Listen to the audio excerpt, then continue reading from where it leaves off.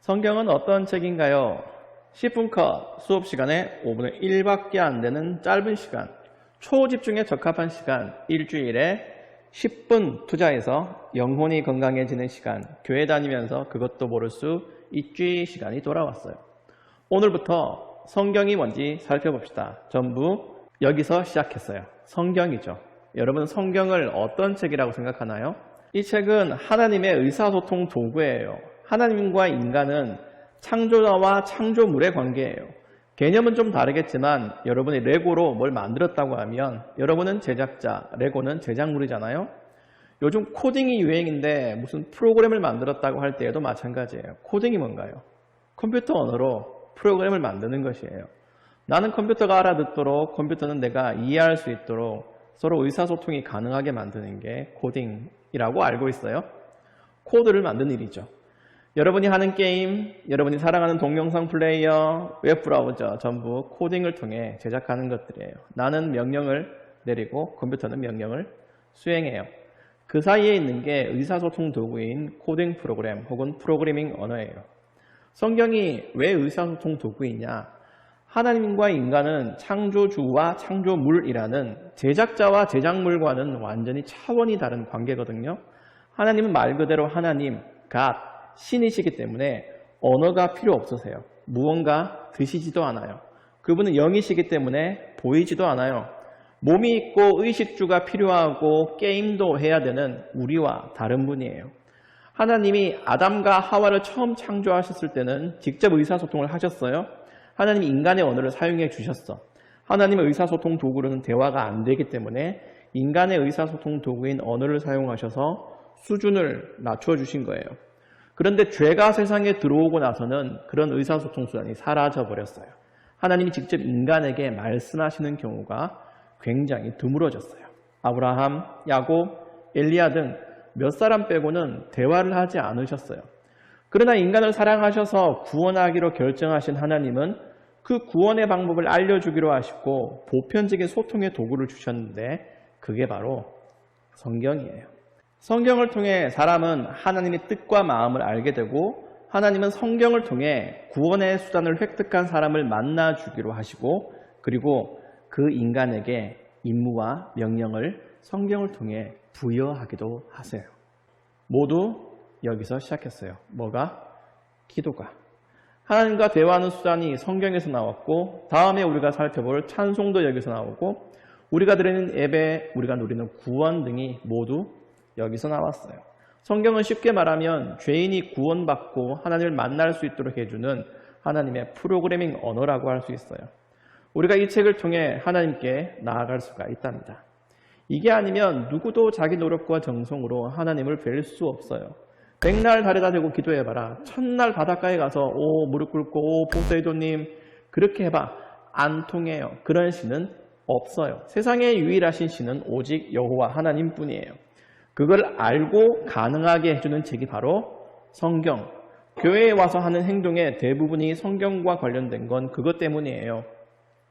이 책이 없으면 누구도 신앙생활을 시작할 수도 유지할 수도 없어요. 세상의 모든 책이 그렇듯이 성경도 목차와 순서가 있죠. 여러분이 알고 있는 창세기, 출애굽기 등 성경은 한 권이 아니라 66권으로 구성된 전집과 같은 책이에요. 한 권짜리를 들고 다녀서 우리가 오해할 수 있는데 성경은 구약 39권, 신약 27권으로 구성된 한 권짜리 전집이에요. 어떻게 볼 수 있죠? 구구단 3927 구약은 39권, 신약 27권이에요. 기억하세요? 자, 앞에 구약과 신약이 나와요. 약은 똑같은 한자를 써요. 맺을 약, 약속할 때 쓰는 한자. 구약의 구는 옛구, 신약은 새로울 신. 풀면 구약과 신약은 옛 약속과 새로운 약속이라는 뜻이에요. 어떤 약속? 예수님에 대한 약속. 구약은 예수님이 오셔서 죄인들을 구원하실 거야. 신약은 죄인들을 구원하신 예수님 봤지? 근데 그분이 다시 오실 거야 라는 약속을 담고 있는 거예요. 아까 우리가 성경을 통해 하나님의 뜻을 안다고 했잖아요. 그 하나님의 뜻 중심에는 항상 예수 그리스도가 계시는 거예요. 소설책의 핵심은 재미, 요리책의 핵심은 레시피, 수학책의 핵심은 계산과 추리. 맞죠?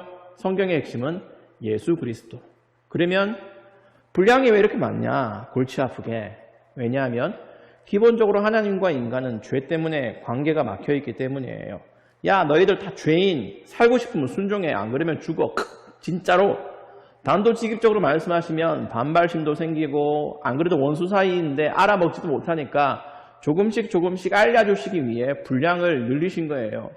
지겨울 수도 있으니까 장르도 역사서, 시문학, 환상문학, 명언집, 기도서, 철학서 등 다양하게 만들어 주셨어요. 그 안에 살짝 그러면서 점진적으로 예수 그리스도란 핵심이 드러나게 작업하신 거죠. 하나님은 그 일을 위해 1600여 년 동안 40명의 각각 다른 저자를 사용하셨어요. 목동이면 목동의 언어로, 왕은 왕의 표현법으로, 선지자는 선지자의 지적 수준으로 다양한 장르를 통해 하나님의 뜻을 표현했죠. 하나님의 뜻, 성경의 핵심이 뭐라고 했죠?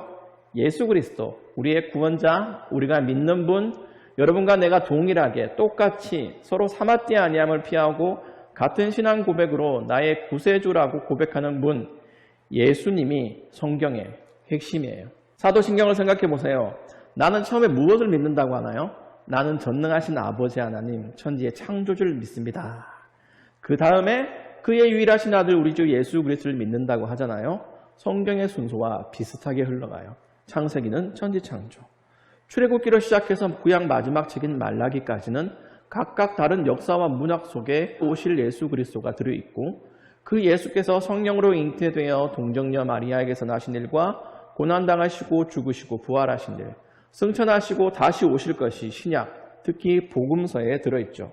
사도신경 그 다음은 나는 성령을 믿습니다. 이어서 나오는 거룩한 공교회와 성도의 규제와 죄를 용서받는 것과 몸의 부활과 영생에 관한 내용, 주께서 재림하실 때까지 기다린다는 내용은 사도행전부터 신약의 마지막 책인 요한계시록까지 나오는 내용을 요약한 거예요.